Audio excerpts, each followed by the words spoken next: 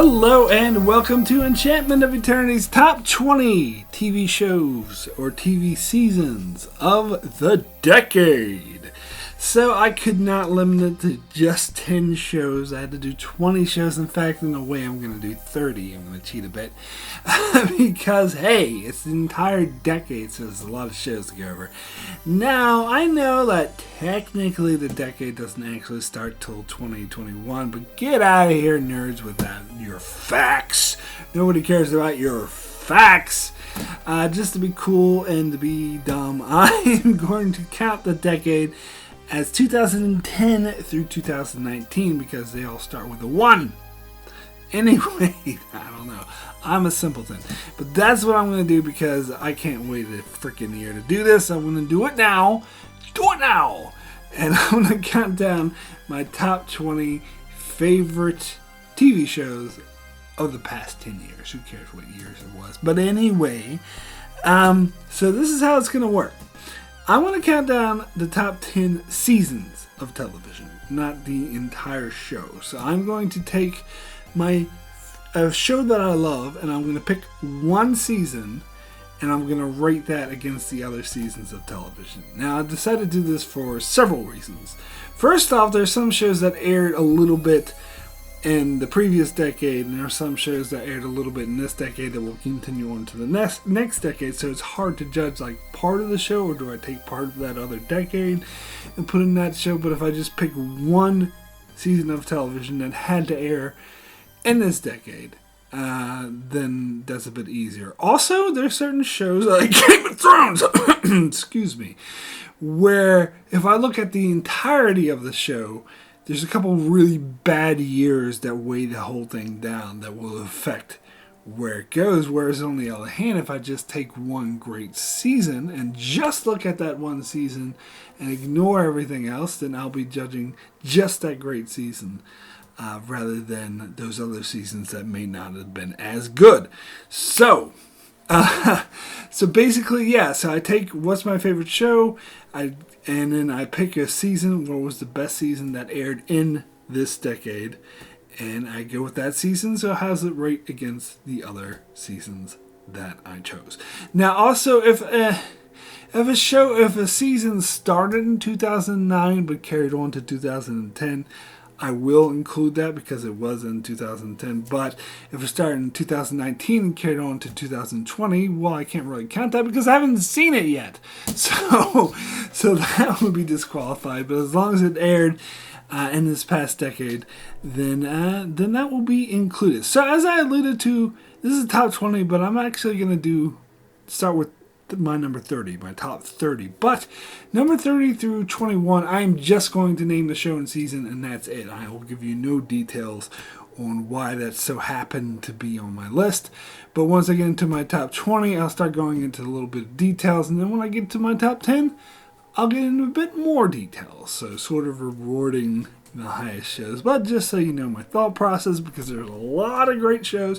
I mean, we're talking about an entire decade, and arguably, and I would very strongly make this argument, the best decade for television ever. I mean, I think there's a reason why people call this the golden age of television, because it's basically, I was going to say it's basically movies, but it's even better than movies. It's like 10-hour movies, which you can watch slowly over time. And I know different people have different opinions on that, but I love that because you can go much more depth and detail.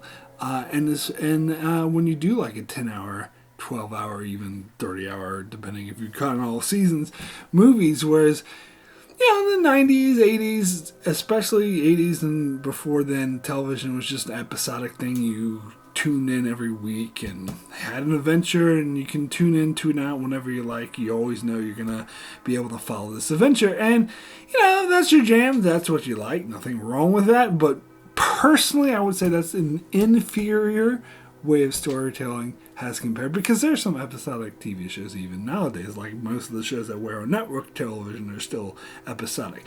But I think the premium cable streaming service type dealie, where basically an entire season tells an entire story, superior storytelling, even to movies. I think is superior. I think definitely you look at the past decade, and that's why I cover shows more on my channel than I do movies. Shows have been superior. Just my opinion. Anyway, let me get into, as I said, my top 30 or my honorable mentions. I'll start with my number 30, which is Vikings Season 4. My number 29 is The Walking Dead Season 5. Number 28 is Rick and Morty Season 2. Number 27 is Sense8 Season 1. Number 26 is Dark Matter Season 3. Number 25 is Undone Season 1. Number 24 is The Boys Season 1. Number 23 is 13 Reasons Why Season 1. Number 22 is Fringe Season 2. And number 21 is Chernobyl. And yeah, I'm counting miniseries.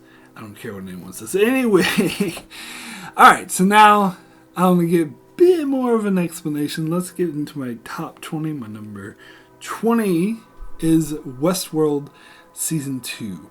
Now, as I said, I picked my favorite season of the show, and I'm picking Season 2. Most people go with Season 1. Personally, I think Season 1's a bit overrated. I didn't think it was all that great, to be honest, and a lot of people were disappointed and hated the ending of Season 2. I didn't. I liked it. I love the way that this season was very intricate, and you could watch it multiple times and you pick up something new. This is actually a theme in this kind of, because in a lot of the movies I like, that's also a theme, because I love when you get more where a story is so packed with information, you get more out of it. The more you watch it, and I think it's just the acting and the characters they added to, and the nuance was a lot stronger, and it was more consistently good in my opinion, and it was, yeah, just a great show. Westworld Season 2. Then we'll get to my number 19, which is Narcos Season 1. Now, choosing a favorite season from Narcos is hard, because I love all three seasons equally, not counting that Mexico spinoff. That actually wasn't very good. But the first real 3 seasons of Narcos were all great. I almost went with Season 2, and I even almost went with Season 3, the Cali Cartel thing. But in the end, I had to stick with the classic Season 1, the story that introduced us to the whole show, to Pablo Escobar and his sort of downfall. This is, of course, Season 1 covers his rise, and then Season 2 covers his downfall. And I think his rise is a bit more interesting. This covers a bit longer time span than Season 2 was more focused. And some people said they didn't like the narrator, the DEA agent, didn't think he was a very interesting character. I completely disagree. I love the character. I thought the narration was amazing. And so I don't think Pablo Escobar was the only good thing about the show. I think all the different characters and side stories were amazing. I think this is probably the best, if you're not counting Breaking Bad, but the best sort of crime, story about a crime lord or drug lord, crime boss kind of thingy, gangster, whatever you want to call it, story out there. And yeah, that's me. Alright, so we're getting to my number 18, which is Daredevil Season 3. This represents all of the Marvel Netflix shows. This is the highest rated season of the highest rated show. Yeah, I wasn't that impressed with Daredevil as other people, particularly the first and second season. The second season, I think, had a shitload of issues, but Season 3 blew me away. I don't think, it was totally surprised me. I was not expecting this season to be as good as it was. It was so suspenseful. In fact, I dare say it was one of the most suspenseful pieces of entertainment I've ever watched in my life, and I managed to maintain this level of suspension, edge of the seatness, throughout the entire season. And this isn't even the first time we saw the Kingpin, but but they used him a lot better here. He was so unstoppable, and it seemed like Daredevil was screwed the entire season. It was like, how the hell is he going to deal with this? And it was just one thing after another. He kept getting screwed, like the stakes kept getting up, and then you had an awesome prison break scene on top of that. So Daredevil Season 3. Next, we'll get into my number 17, which is The End of the Fucking World, Season 1. Now, this was a very dark comedy with very dark humor. It was very stylistic and choices of editing. And it basically, it's about this guy who thinks he's a serial killer who goes on the road trip with this girl who kind of has a crush on him just because he's weird. But he actually wants to kill her. But, of course, not to get too much into spoils, spoilers, but that of course doesn't happen. They end up forming a bond and killing someone and just going on a wacky adventure. And I think this is I like this better than most indie movies. There's a lot of quirky, weird indie movies about two weird, quirky people getting together, and they're fine, all well and good. But this, there was another movie that was nominated for an Oscar this year. It was something Bird something. I can't remember what it was called. I didn't think it was that good. This was far superior to most indie films. As I said, television is better. Anyway, that's my number 17, End of the Fucking World, Season 1. Number 16 is Humans, Season 2. Almost went with Season 1. I liked aspects of Season 3, but that had too many negatives to it. Season 2 had a couple bad episodes, and Season 1 was more consistent. But I think Season 2... had stronger episodes. It had told a stronger story. It was more emotionally impactful about synthetic life forms just trying to have the same rights as human beings, but being treated like property, particularly these conscious ones, because people aren't used to them being alive and having a conscience, so they weren't really treating them that way, and they were afraid of them, and there was like corporations hunting them down, and there's other like conscious sense who ended up becoming homicidal because they were sick of being hunted, which is understandable, but of course not ideal. And the other sense were trying to sort of fight back against that, and that sort of dynamic I thought was extremely rich. I thought all the characters this season were extremely well done and had a very tragic ending, which was so powerful. So, Human Season 2. Then we'll get into my number 15. Going back to the earlier parts of the decade this time, House MD Season 7. Now, I've heard some people who didn't like Season 7 of House MD, and some people prefer the first 3 seasons. I personally think the first 3 were the weakest because, again, it was more episodic. And basically every episode is the same thing. You know, some patient has a disease, they can't figure out what it is, and House does something really unorthodox and figures out what it is and cures them. And a lot of people make fun of House MD because of that, because basically every episode is the exact same format. But starting with Season 4, House moved beyond that, which is why I think Season 4 is when it got good, because it started getting into more of the characters and developing long-term character stories and character arcs. And Season 7 in particular, I don't understand how anyone can think this is a poor season. This is when, of course, House got together with Cuddy, the administrator of the hospital. People were like, oh, that's stupid, putting the male protagonist with the female protagonist. But it told a very realistic and tragic love story. Like, the way it sort of had a journey of it starts the season, and it does it in a humorous way where House is giddy, he's happy, he's living the life, but then his relationship starts to fall apart, and he loses her, and he starts to become a bit insane, suicidal, and homicidal. Like, it was one of the most powerful stories dealing with from relationship to breakup. And of course it had the formulaic doctor-patient thing every week as well on top of that. So, love House MD Season 7. Anyway, getting to number 14, which is The Watchmen Season 1, a more recent show. Just came out this past year. Again, why did I like the show? I was shocked. I'd never been so shocked to like a show. I did not expect to like this show at all. But again, similar to Westworld, this is the kind of show you could watch multiple times and get more out of it because I like The Leftovers and Lost, Damon Lindelof previous projects. It introduced a bunch of weird shit and mysteries like what's going on, but unlike those shows, it pays everything off. Well, most things. There's Lube Man, but he's not really important. But most things, it pays off in fascinating, wonderful ways that you weren't expecting, and it's so intricate and involved, and the characters are so rich, and it just really puts you in this crazy world that made me love a property I previously did not like. So, Watchmen Season 1. Then we get to my number 13, The Sinner.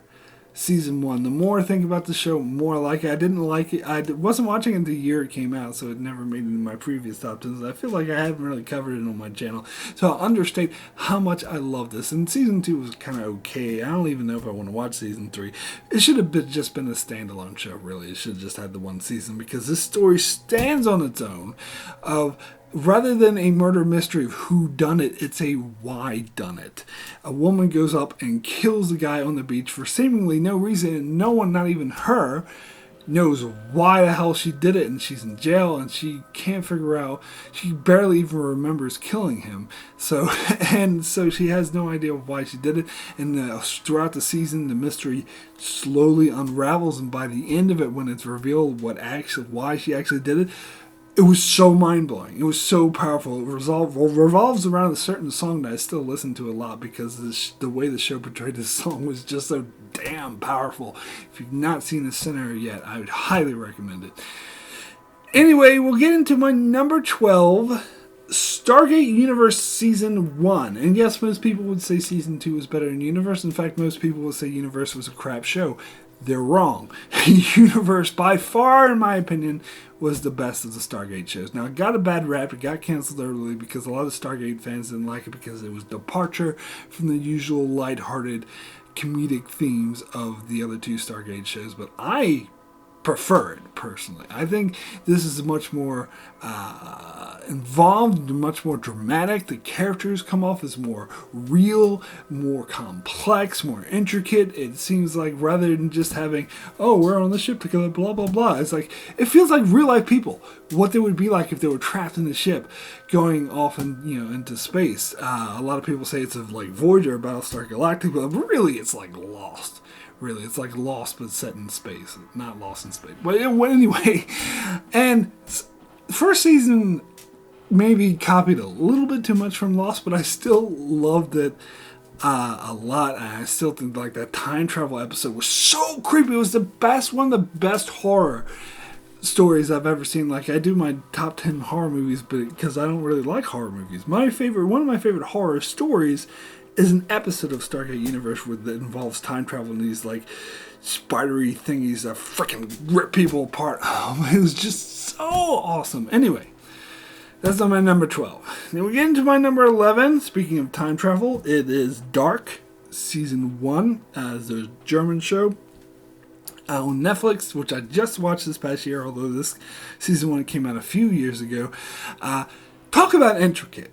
It is so absolutely, it is one of the most unique time travel stories or shows I've ever seen, as it involves like a version of time travel. We can't change the past. However, there's multiple different people traveling to 3 different time periods in between them, and then you find out certain people end up having different histories that I won't spoil here that totally blow your mind, and they're actually involved in how they had always meant to time travel. That means they were always affected the past of these people that you're watching, and it's just, the characters are rich. The way that you time travel is so complex and intricate. It takes me a while to get my head wrapped around it, but once you do, you're like, fuck, that's so amazing that they managed to pull this off. So definitely Dark Season 1. So then, now top 10 time, we get into my top 10 favorite seasons of television of the past decade. Let's start with my number 10, BoJack Horseman, Season 5. Now, BoJack Horseman is a show I didn't want to watch. I refused to watch. I was like, this looks stupid, the talking horse. My friend's like, no, watch this. I watched a few episodes. I don't like it. I'm not going to watch this show. But then I watched more and I watched more. And now I was hooked, and I realized this is a masterpiece. This is probably the best animated comedy show of all time. And particularly you get to the later seasons where it gets dramatic, because season 1 and 2 were great, they're funny, they were hilarious, but starting with season 4, it's still funny, there's still jokes, there's still comedy, but there's such powerful drama and such realistic, complex character stories about fictional talking animals that is more powerful, more emotional, more realistic, more dramatic than 95% of television shows out there. It is season 5 in particular is aired last year. My favorite season, because damn, it was powerful. It went to some dark places that most shows, especially comedy shows, animated comedy shows, get out of here, would not go to. And when I mean dark, I don't mean like edgy and edgy, see, like Rick and Morty dark. I mean like dramatic dark, like realistic. Like this is portraying like how fucked up people are in real life, and yet there are no villains. There's no bad people. There are good people. It's just showing people who are. It's like what Diane says. There's no good guys or bad guys. It's just guys. It's just people, and they do good things. They do bad things, and you want to like BoJack, but in a way, he's a really messed up individual, and he does some fucked up things, particularly in season 5. And that is one episode that is completely like plays with time because he's hopped up on these pills, and so you see things from his perspective, so it blurs reality. And I think that was one of the most brilliant episodes of television I've ever seen. Anyway, let me get into my number 7, which is Black Mirror season 4. Most people were like, what? Most people think season 1 or 2 or 3 were the best. I've heard, there's a lot of videos on YouTube where like, oh, season 4, why is this season so subpar to previous seasons? Get the fuck out of it. Season 4, to me, my personal opinion, easily the best season of Black Mirror, because the other seasons had great episodes in it, but it was a mixed bag. Like season 1 had one of the worst episodes I've ever seen, Pig Fucking Thing, and then 2 great episodes. And season 2 had 2 mediocre episodes, 1 great episode and 1 shitty one.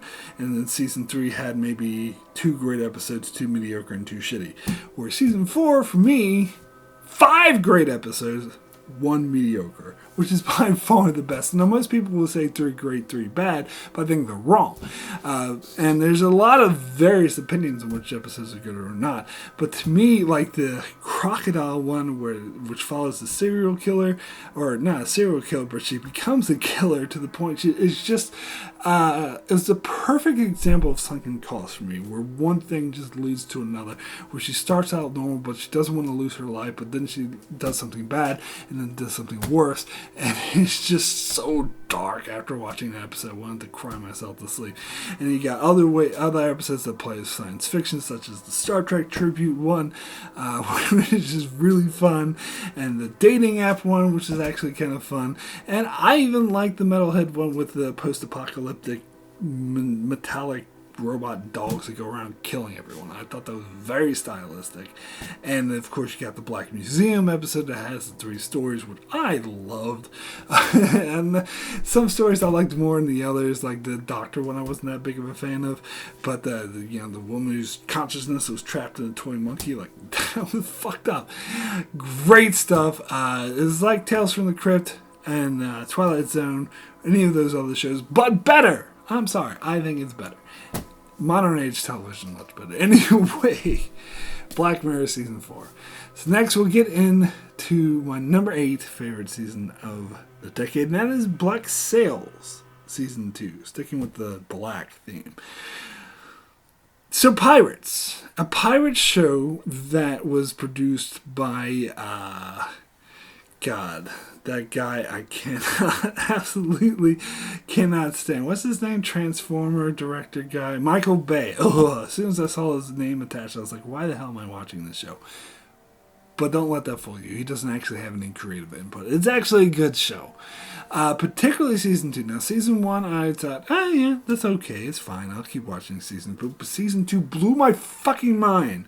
Particularly, like, the finale. Once you get to the finale, it's one of the most powerful episodes of television I've ever seen. Plus, it retroactively makes what came before in season 2 much better. Like, there's this one storyline in season 2. I was like, oh, this is boring. Why am I watching this shit? But once I found out what it was setting up, I was like, actually, that storyline was great. I want to watch it again. Like, it was amazing. The revelations it had, and just the battles, the character journeys, the dark places it went. It was truly unique. Black Sails season 2. All right. So now, let's talk about a show that I had troubles picking what my favorite season was. Let's get to my number 7, Better Call Saul season 3.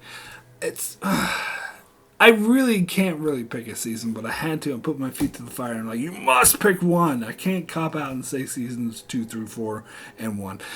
Like, you gotta pick one. And it's hard, man, because all these seasons are great, but if I put my feet to the fire, it's like, I think season 3 and 4 were better than seasons 1 and 2. But out of 3 and 4, which can I... It's a tie, really. Because season 4 is more consistently good and had an awesome finale with the winner where he gives that speech about how he's going to be a winner and he really goes to a dark place, which is amazing. But season 3 had like more filler episodes than season 4, but it also had chicanery. Chicanery, the episode where his brother Chuck was testifying at this trial to try to disbar Jimmy, his brother Jimmy, and this is a brotherly rivalry that's been going on since the end of season 1. It really came to the head where Jimmy just got the better out of him, and it had some of the best pieces of acting, second best in this countdown of acting performance at a trial. Second best in all of television, not just on this countdown, but it's the second one on this countdown. But with Michael McKean, who gave us that amazing performance, and he had also other great moments. The introduction of Gus Fring into the show was amazing, and so overall, great show overall, but great season of television. Better Call Saul season 3. Next, we'll get into my number 6, Maniac. Criminally underrated. In fact, I don't know anyone ever talks about this show. Of course, it was a limited run, so it only had one season. I had Emma Stone and Jonah Hill and dude from The Leftovers, whatever his name is. And I can't believe... Like, no one ever talks about this show or brings it up. It's like it didn't exist. This show was amazing. It does this quirky, stylized thing that, like, works so well throughout. But on top of that, again, it has such powerful drama. And I probably personally love it so much because it plays with psychological issues of depression and whatnot. It's like the main character is really obtuse. Not the main character, but dude from Leftovers, like really obtuse, trying to solve sadness, and using this like sad, fucked up AI goes a bit crazy, and then people experience like go in these fantasy worlds and go back to like the 80s and different time periods, and you have this connection between Jonah Hill, who's a bit like, you know, I don't know the word for it. He's crazy, basically. And Emma Stone, you learn her character's tragic backstory. And the performance in this was just, top-notch, amazing. It's criminal how underrated. Criminal how underrated this show is. Absolutely loved it. Maniac. Alright, now, top 5. Time to get deadly serious. Let's get into my number 5. Mr. Robot, Season 3. To me, this is easily the best season of Mr. Robot. I love Season 1, but Season 3 took it a notch up, and Season 2 wasn't really that good. Season 4, unfortunately, had a lot of issues that held it back. Season 3 was nearly a masterpiece. Definitely top 5 of the entire decade material. Like, it just kept getting better and better. I mean, Mr. Robot has always been good with the cinematic style, the editing, the being inside, the stylized. It's just very heavily stylized.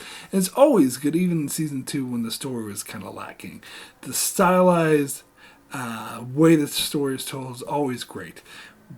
But on top of that, season 3 just produced one powerful episode after another that completely blew your socks off, went in different directions you weren't expecting to go.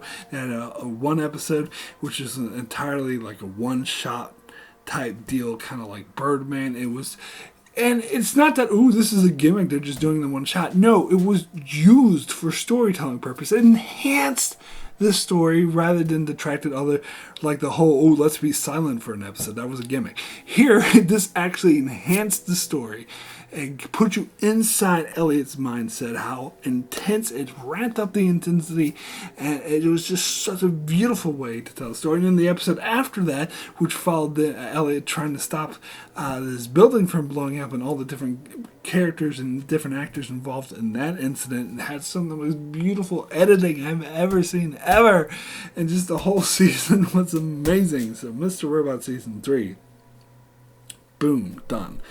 Now, time to get into my top 4. And my top 4 was basically a 4-way tie, basically. Like, choosing which one of these seasons was better than others was pretty much the definition of splitting hairs. But I don't want to cop out, so I had to do it. I had to say, okay, this season is better than another. So let's get to my number 4, which unfortunately it landed as 4 out of the 4, which I say this is a 4-way tie. But when I had to get down to it and decide which one would be at the bottom of these 4, I'm sorry, the ending of the show that was really, really terrible probably hurt my just opinion, because even though this season itself is still amazing, it's still perfect season of television, which is why it's in my top 4, which is why I basically consider it a tie for number 1. But when I think about that the story is leading up to a total disaster, I couldn't in good conscience put this in my top 3. But it's still definitely top 4 to me. And that is Game of Thrones Season 4. Now, a lot of different people have different opinions on what the best season of Game of Thrones were. Some people will say Season 1, some people will say Season 2. Some people say Season 3, but I don't really get that. And maybe some people say Season 5 or 6, but I don't think so. And don't even get me started on 7 and 8. Pfft, don't. But Season 4 to me was always the best season of Game of Thrones, because it's really, Season 3 was just a slow-paced lead up to the Red Wedding, where Season 4, each episode was its own unique thing, its own powerful thing. Even the first 3, which weren't all that great, or not the first 3, 3, 4, and 5 weren't all that great. 1 and 2 were amazing, but 3, 4, and 5 were definitely the low point of the season, but even they had great aspects to it. You had all these different particular character stories who are all sort of going to the head. Of course, you got Sansa, who really grew into her own this season, went off with Littlefinger and became Dark Sansa, transformation was amazing. You got Jon Snow having to deal with the impending wildling attack, and that coming to a conclusion as epic battle sequence at the end of the season. And you got fucking Daenerys trying to be a leader of Meereen and fucking things up and just going downward spiral throughout the season, which is fascinating to watch. But then you had Tyrion, of course, had the best storyline. And of course I mentioned performance at a trial, how the thing chicanery with Michael McKean and Better Call Saul was the second best. This is the first best. This performance Peter Dinklage gives at Tyrion's trial, where he's like, I should have let Stannis kill you all. Like, that was, I think, the best performance I've ever seen ever in my entire life. Yes, I'm being hyperbolic, but really, and maybe I'll change my mind later, but really, if I had to put my feet to the fire, I've never seen an acting performance more powerful, better performed, better given than that. Like, that just blew, and not just freaking Peter Dinklage, but the way that Charles Dance as Tywin, his father, played off of him, like, that fiery connection was almost like kinetic. It almost like shot from the screen when they stared at each other with hatred, because he was so pissed off at Tyrion for just defying him like that. Like, ugh! Great television. Absolutely amazing. And then, of course, you had a lot of big shocking finale. You got Whites going after Bran, trying to kill him. You have fucking Tyrion like killing his father and his ex-lover, which was so tragic. It's a great season of television. Oh, and I gotta talk about the whole scene with the Hound in the first episode of the season. My God, was that fucking amazing? This is the best piece of like dialogue scene I've ever seen. It was like, if you any more cunt words come out of your cunt mouth, I'm gonna have to eat every fucking chicken in this room. Like, that scene was so damn good. It was so good. It was one of the most powerful scenes I've ever seen ever. So, yes, Game of Thrones season 4. Now, the next in this 4-way tie, my number 3, The Expanse season 2. Absolutely love The Expanse, but season 2 is still its crowning achievement, in my opinion, because it starts off, because season 1 was maybe a bit slow, had a couple of fillers, and took a while to get to the point. Season 2 starts off with a bang, keeps you and it holds you.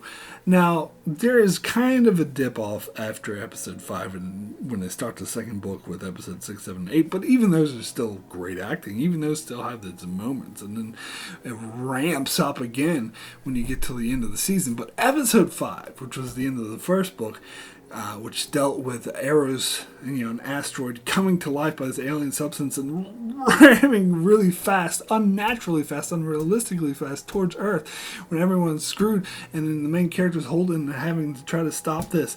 Like, this I do say, and being hyperbolic again, is probably the best episode of television ever. And like, really, I can't really say if there's ever been an episode of television better than this one. Must have seen this like 20 times, and every single time, cry my eyes out, relentlessly. Like, it doesn't matter. It is the most powerful, most suspenseful, most emotionally effective episode I've ever seen, ever.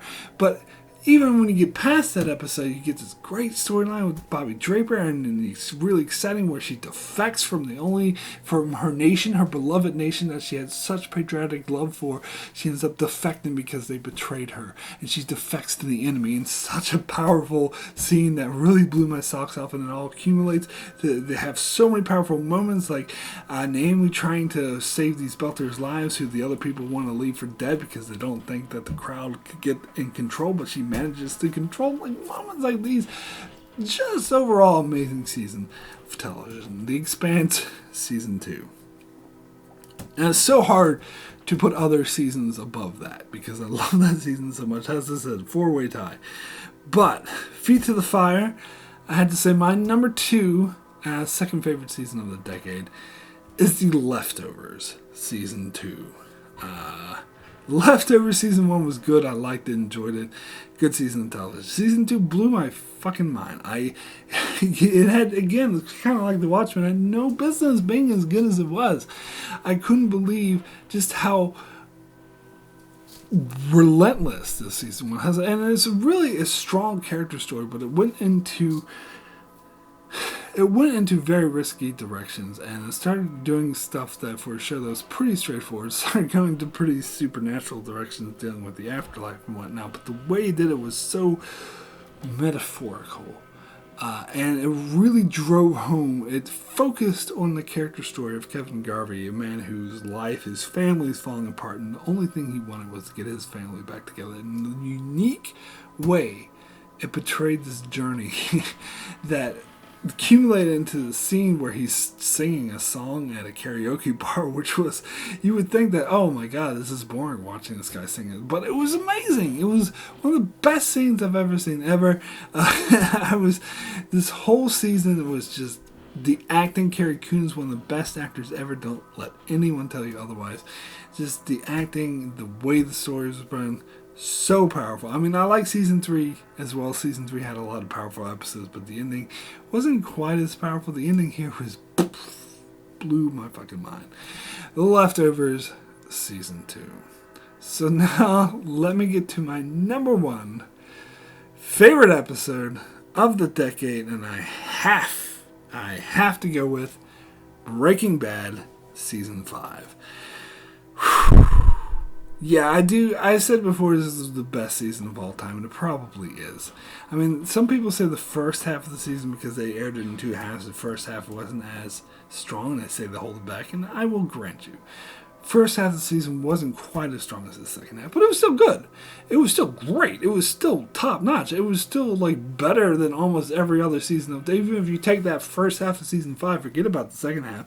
Take that first half of season 5. It's still better than like 95% of any show, any season of any other show. But you add on the second half of season 5, which every episode was a 10, basically. Every episode blew you away.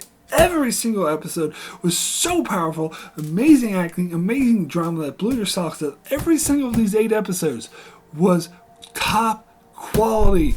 That equals the best season of all time, in my opinion. And particularly that third to last episode. Some people argue where this season peaked, but I think you needed those final 2 to put a nice sense of closure to the show, which I love. I love that the show gave you that closure, gave you that full character journey of Walter White going into darkness and spiraling down.